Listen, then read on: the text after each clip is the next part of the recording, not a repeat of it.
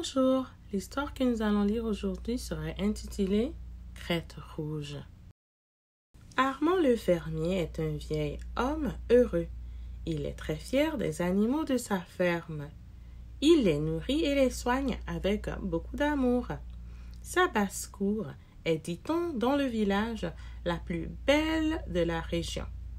Poules, canards, dindes et pintades ont le plumage tellement brillant que le soleil s'y reflète comme dans un miroir. Chaque soir, lorsque l'obscurité a tout enveloppé dans son sombre manteau et que tous les animaux de la basse-cour sont rentrés, Armand vient fermer la porte du poulailler. Il faut dire que la forêt n'est pas loin et que la nuit futée, le renard rôde cherchant de quoi agrémenter le repas de sa petite famille. Et un tendre poulet n'est pas pour lui déplaire.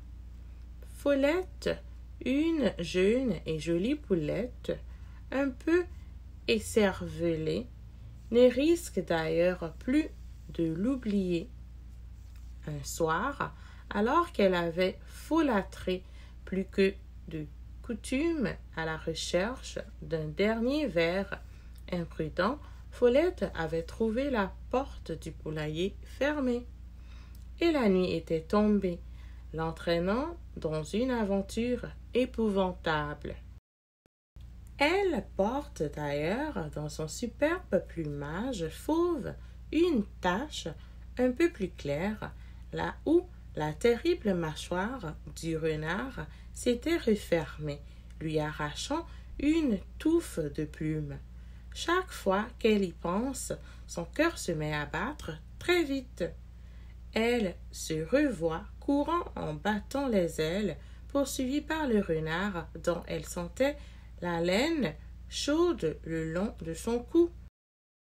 Elle n'avait dû son salut qu'au vieux saule pleureur de la cour qui l'avait accueilli dans ses branches pour des heures d'angoisse et de pleurs. Depuis cette terrible nuit, elle est toujours la première à rentrer le soir dans le poulailler. Le fermier aurait donc pu dormir tranquille.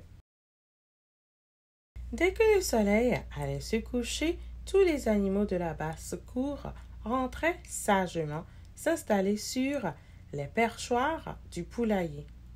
Tous, enfin presque. En effet, Crête rouge, le coq, baptisé ainsi à cause de sa splendide crête rouge vif, qu'il porte comme un képi de général, faisait des caprices depuis quelques jours. Le soir, il s'attardait dans la cour et Armand, le vieux fermier, devait attendre patiemment que Crête rouge ne décide à rentrer. Ne suis-je pas le roi de la basse-cour? Un roi fait ce qui lui plaît, semblait-il dire dans ses bruyants cocoricots. Armand avait tout essayé. La douceur comme les menaces, rien ne changeait. Crête rouge n'en faisait qu'à sa tête. Un soir de pluie, un vieil homme en eut assez.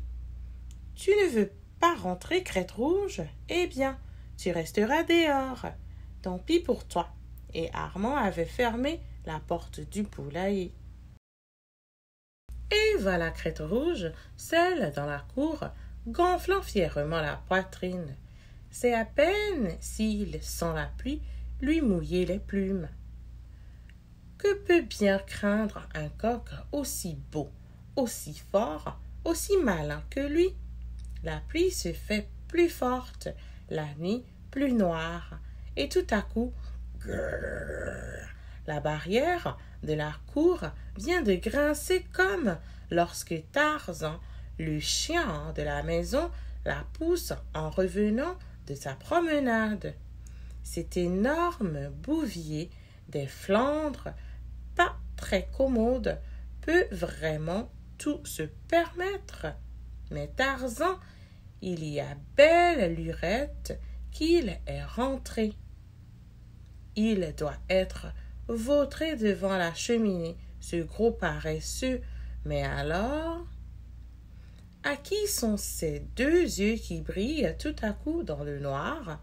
Pour la première fois de sa vie, Crête Rouge a peur.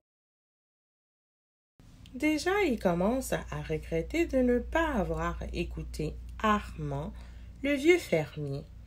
S'il avait obéi, il serait à cette heure-ci bien au chaud, au milieu de ses poules, en train d'écouter les potins de la journée.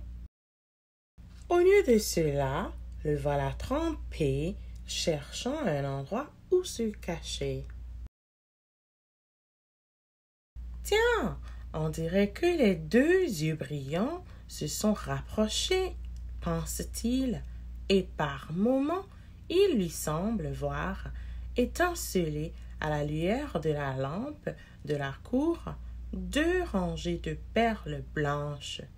Des perles ou des dents? Serait-ce... Oui, c'est Futé, le terrible renard, la terreur des poulaillers. Il est là, bien planté sur ses pattes, humant l'air, le regard allumé. Cette fois, c'en est fini pour moi, se dit tout bas le pauvre Crête Rouge, et dire que je me suis moqué de la petite Fleurette lorsqu'elle m'a raconté son aventure avec le renard. Cette fois, je suis perdu. En effet, Futé l'a aperçu et se prépare à bondir. Crête Rouge se met à courir de toutes ses forces, le renard à ses trousses. 1 mètre seulement les sépare. Crête Rouge n'en peut plus. En tournant légèrement la tête vers l'arrière, il aperçoit grande ouverte la mâchoire du renard. Épuisé, Crête Rouge s'apprête à subir la loi du plus fort et s'imagine déjà dans la gueule du renard. Dans une sorte de brouillard, il aperçoit vaguement entre la descente de la gouttière et le mur ébréché de l'étable un espace mince dans lequel toutefois il parvient à se glisser. Le cœur de Crête Rouge bat à tout rompre. Futé s'est arrêté net et tente vainement d'entrer le museau dans cette cachette improvisée. N'y parvenant pas, il erre dans la cour, faisant mine de s'en aller. Mais chaque fois, il revient, surveillant les peurs du pauvre Crête Rouge. Les premières lueurs du jour chassent heureusement Futé vers sa tanière. Épuisé, trempé, Crête Rouge s'endort enfin. Et c'est une pauvre petite boule de plumes toute mouillée que le fermier découvre au petit matin. « Alors, Crête Rouge, lui dit-il avec compassion, tu as l'air d'avoir passé une bien mauvaise nuit. » Saisissant la pauvre petite bête dans ses deux grosses mains cailleuses, le fermier l'emporte dans l'étable où il l'installe entre deux bottes de paille. 2 bonnes heures plus tard, Crête Rouge sort dans la cour, baignée de soleil, la tête haute, le regard éclatant. Les animaux de la basse-cour l'entourent immédiatement, et Crête Rouge passe la matinée à raconter son aventure dans laquelle, dit-il, il s'est montré bien plus malin que le renard. Il oublie, bien entendu, de parler de ses frayeurs. Il est vrai que les coqs ont une si petite tête. Dans la basse-cour, ce ne sont que soupirs et cris d'admiration. Certaines poulettes vont même jusqu'à certifier que Crête Rouge passerait volontiers une autre nuit dehors. Étrange, car depuis, lorsque la nuit tombe C'est Crête Rouge qui, le premier, s'installe sur son perchoir, du haut duquel il invite le reste de la basse-cour à venir se coucher. Et voilà la fin de notre belle histoire de Crête Rouge, ou les mésaventures de notre ami Crête Rouge. Au revoir et à la prochaine.